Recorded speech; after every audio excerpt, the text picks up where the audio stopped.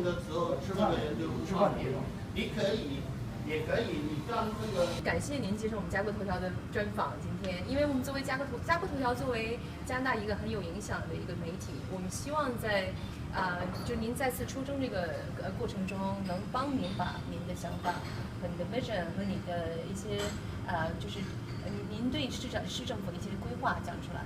So I really want to thank you for taking time this time. It's a pleasure. Okay. As one of the most influential new media in Canada, we love to share your viewpoint about this new election, this upcoming election. What's new viewpoint in this new election for you? Okay, I think at this point I can say that Richmond is actually a city at crossroads. Correct. And if we do the right thing, I think we would have a very bright future. But if we make mistakes in the development of the city, we can be in trouble for many, many years. So that's why I'm very concerned about the future development of the city.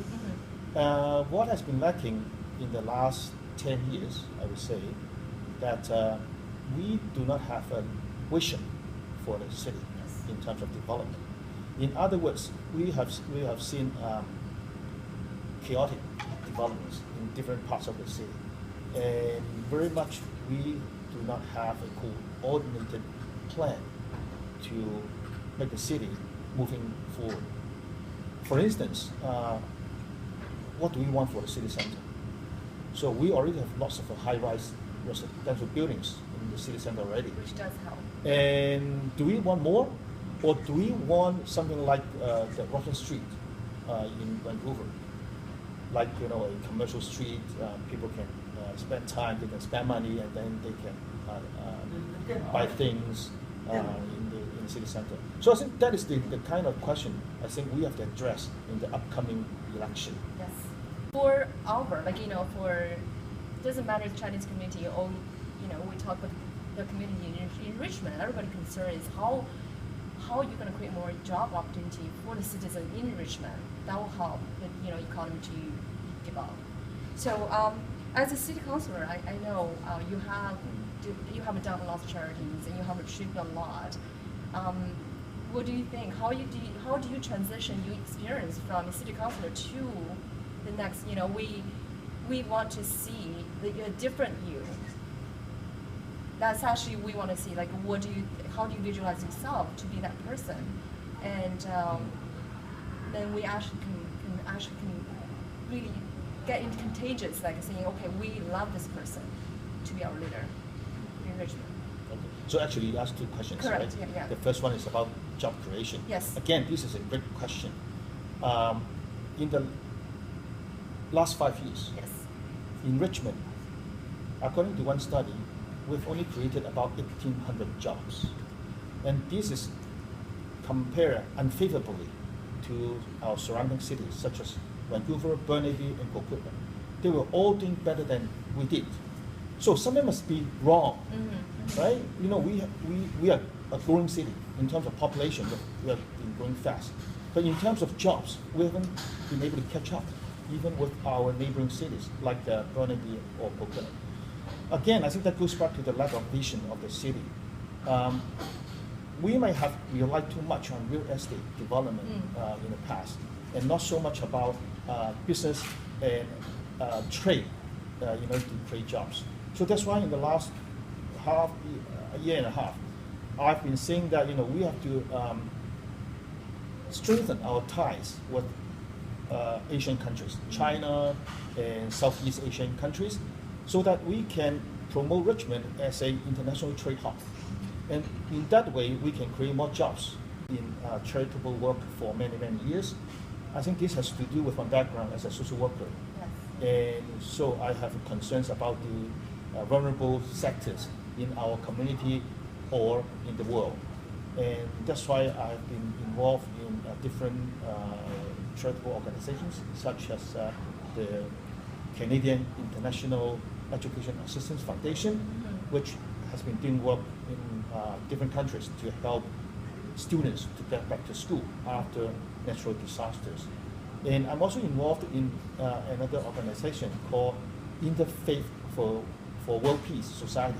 And again, this is a local local organization, and our mandate is to work with people from different faith backgrounds to move together so that we can address some of the issues in our community.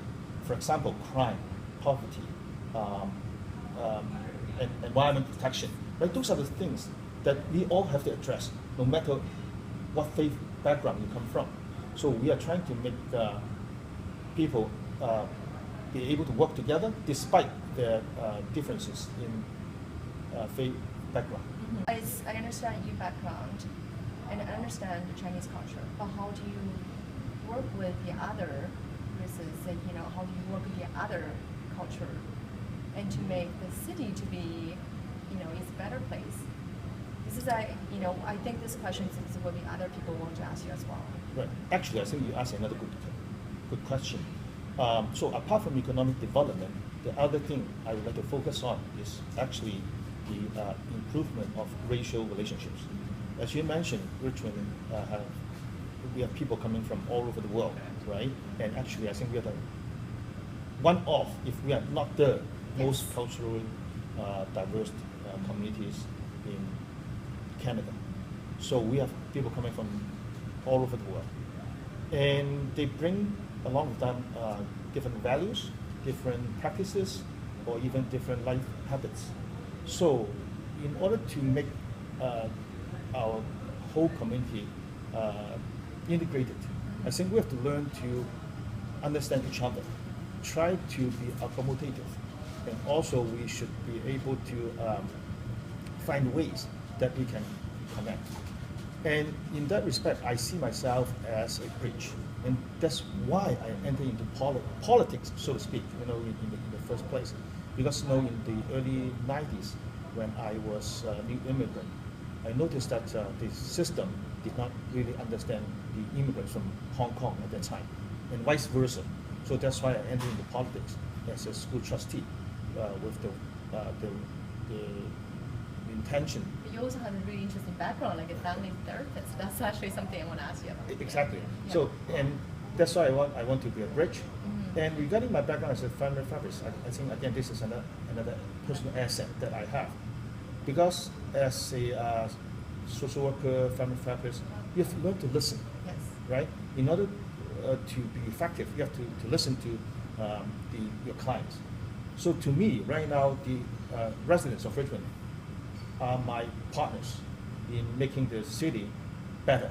And I have to listen to them, because I don't think anybody can claim that he or she knows everything. So we have to listen, to learn from each other. And actually, in my 3 years as a counselor, I think I've learned a lot from the citizens. And when they give me their points of view, I think I really have to listen very carefully. There's two different areas actually I want to ask you. And tourism, of course, that's the other issue.